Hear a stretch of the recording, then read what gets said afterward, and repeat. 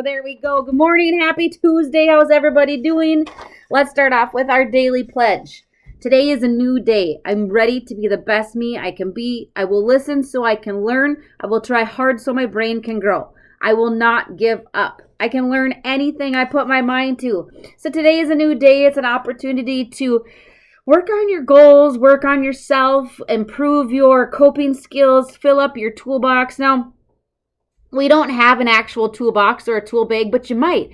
We have little caboodles, or they have little toolboxes that you can actually get at the dollar store. And remember, for the last year, we've just been filling those up with different tips and tools and tricks that we can use to manage our mental health, help us stay busy, distract ourselves, find happiness, and just get creative with ways that we are going to try and feel better, or at least keep our mental health from getting any sort of worse. But every day we do a daily check-in. How are you feeling on a scale of 1 to 10? Where are you at? Did you wake up feeling not so hot? If so, what can you do today to help yourself feel better? Go for a walk. Make sure you're eating your 3 meals a day. Make sure you're drinking plenty of water, getting plenty of sleep, and maybe make sure you're checking in with somebody. You need to have that interaction, whether it's in person or on the phone. And if you woke up feeling really good, that's great. Use that energy, apply it to your day. Maybe you're going to get something done. Maybe you're going to get some chores done. Make yourself a list. Get some cleaning done. Whatever it may be, keep moving. It's going to help you feel better. It's going to continue to improve your motivation and boost your mood, and all that sort of goodness with that. So it's tips and tricks and tools, whatever you want to call it, Tuesday. And something that I just kind of popped into my head, and I found this worksheet yesterday, and so I knew that today I kind of wanted to find more on it. But one thing that we haven't talked about is self-injury, self-injurious behavior. People use this as a coping skill, although negative, but they use it as a coping skill to release an extreme emotion or feeling. And so many folks will harm themselves in an attempt to cope with how they're feeling, okay?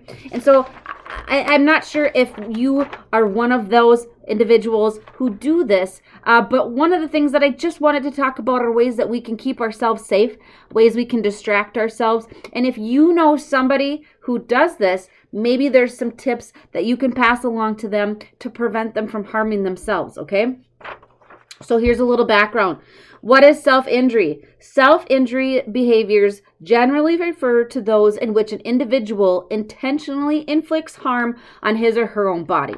Common behaviors include scratching, cutting, carving, puncturing, or burning of the skin.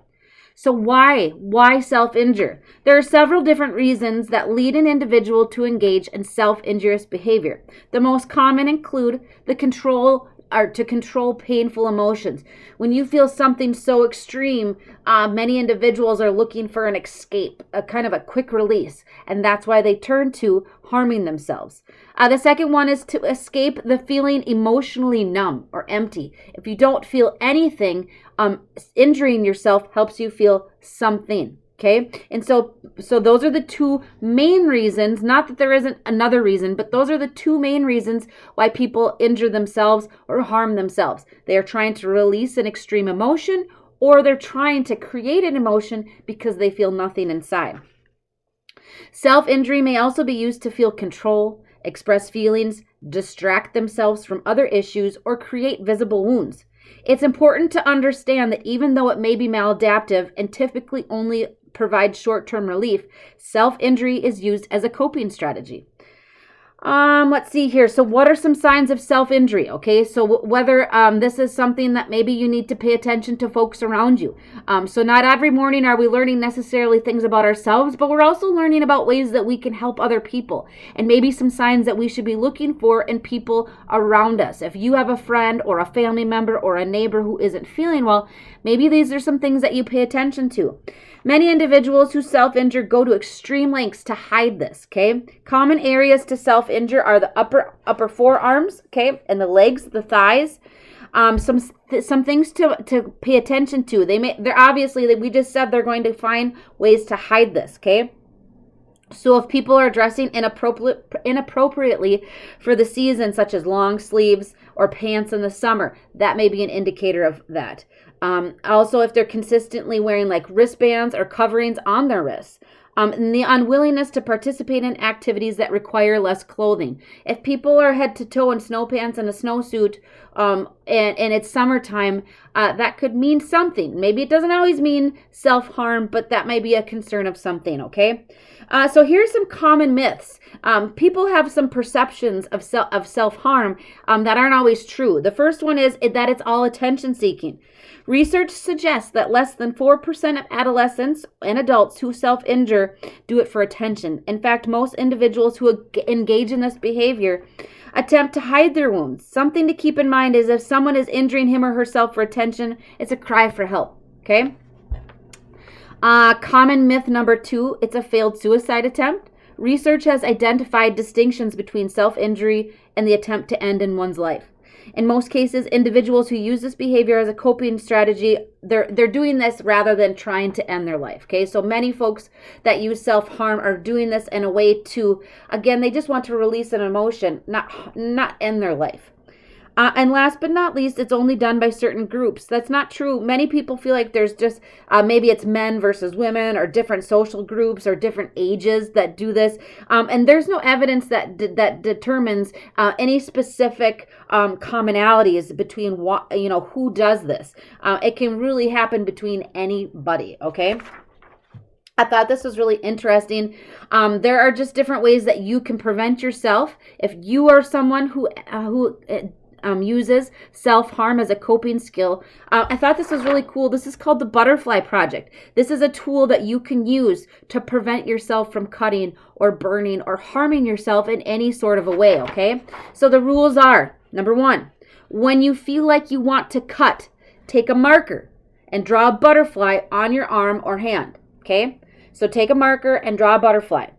Name that butterfly after a loved one or someone who really wants you to get better. So we're going to put a name on that butterfly of somebody that impacts us, somebody that we want to make proud, somebody who wants us to be better, okay?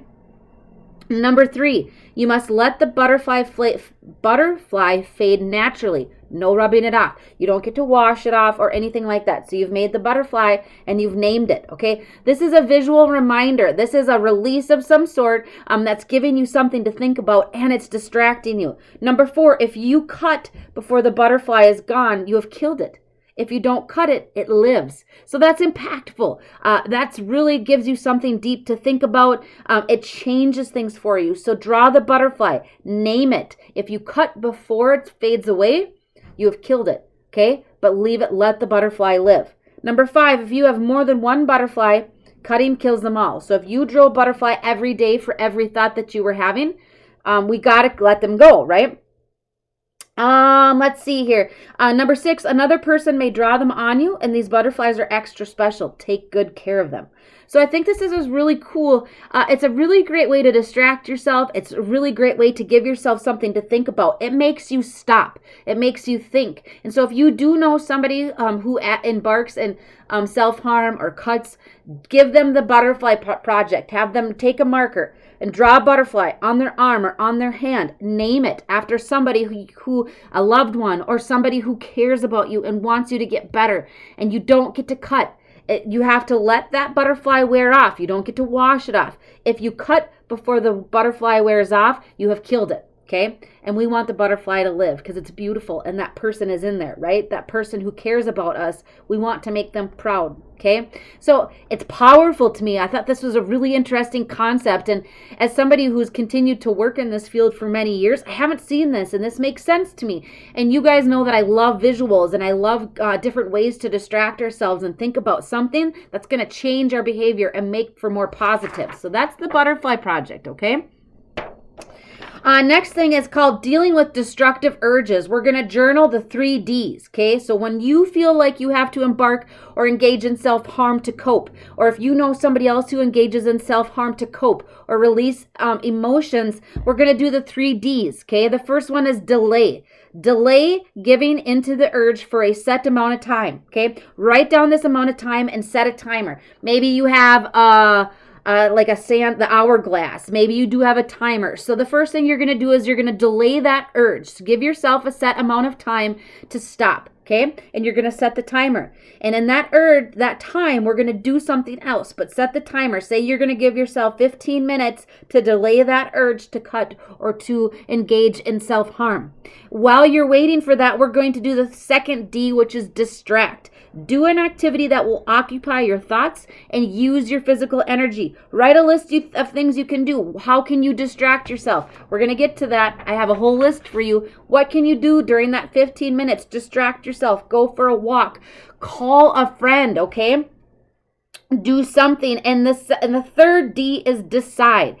After that set time period, decide how you're going to respond to that urge, okay? What are you going to do about it? Are you still going to continue to harm yourself, or are you going to make some different choices and use some different coping skills? Write down the advantages and disadvantages. Write down reasons why you want to quit doing that, okay? We have to put things on paper. We have to give ourselves something to think about. We have to make it more, we kind of have to make it advanced, right? We're going to take our distractions and we're going to take our coping skills and we're going to advance them. We're going to apply them to things. When you start doing pros and cons lists and reasons why, it gives it a purpose. It makes it something, okay? It's kind of like a coping skill in motion or a goal in motion, and we need to do that.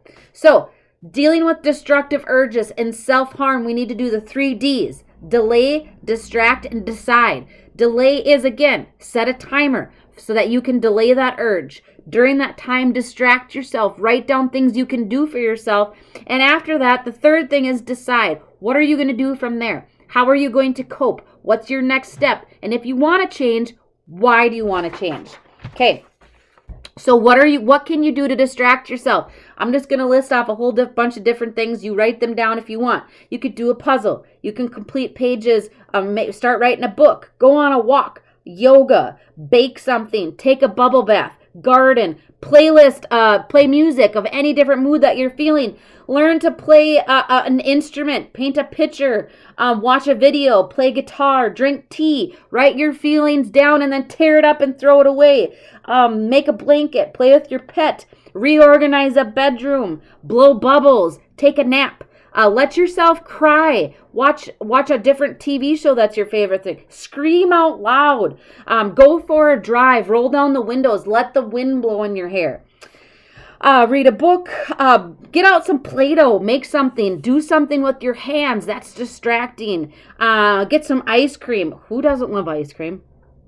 Write a poem, do Sudoku, do something with your hair, draw on yourself with Sharpies. Instead of cutting, we can draw the butterfly, remember? Okay, many people will use ice. Okay, ice kind of freezes it. They snap with a rubber band. That distracts them. Okay, that prevents them from self-harm. Get some popcorn, hug a pillow, and remind yourself that you are worthy and you are a beautiful person and you have a support system. One of the things that we need to go back over that we haven't really is the importance of a crisis plan. We're going to come back to this, but I just wanted to touch base about this today because something to think about is a crisis plan.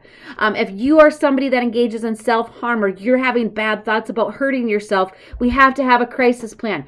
Who are you calling for support? What are you doing for support? What should other people be looking for? What is your action plan? We may have a toolbox full of coping skills, but we need a plan and we need other people to have this plan. If you write down a plan of what it is that you're going to do when you're in crisis, you need to make a copy and you need to give it to your support team so they can help you follow through with that, okay?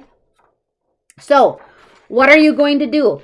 We've talked about self-harm. If you or somebody you know engages in self-harm as a way to cope or release certain emotions, share this information with them. Remember, if they don't have Facebook, they can look us up on our website, and you can look me up on YouTube. My videos are on there, but share it. Share the tools for anybody who needs anybody who needs more information, some more education on ways that they can help themselves. Don't forget, if you're having self-harm thoughts or destructive urges, the 3 Ds, delay, distract, and decide. There's a whole list of things that we can do to distract ourselves. Don't forget the butterfly project, okay? If you're having thoughts of cutting, draw a butterfly on your arm, name it after a loved one or someone who cares about you, and don't wash that off. You leave it on there every day as a visual reminder as it fades off all on its own. And if you cut, that butterfly is gone, okay? And we want to keep it alive. And don't forget, that we need to continue to fill up our toolbox and keep taking care of ourselves, okay? Get out, go for a walk, drink your 3 meals a day, eat your 3 meals a day, drink your water, get sleep, whatever it is that you need to do to take care of yourself. And I think tomorrow we're going to keep talking about a crisis plan and what we're going to do to continue to feel better and give it to our support team. So today, my challenge for you is just to continue to spread the information, okay? If you know somebody who could benefit from this, even if it's just a little bit of it, keep passing it along. That's our responsibility as we continue to learn ourselves. We need to pass the information along so we can help other people too. Get outside, do something good for yourself, and have a great day.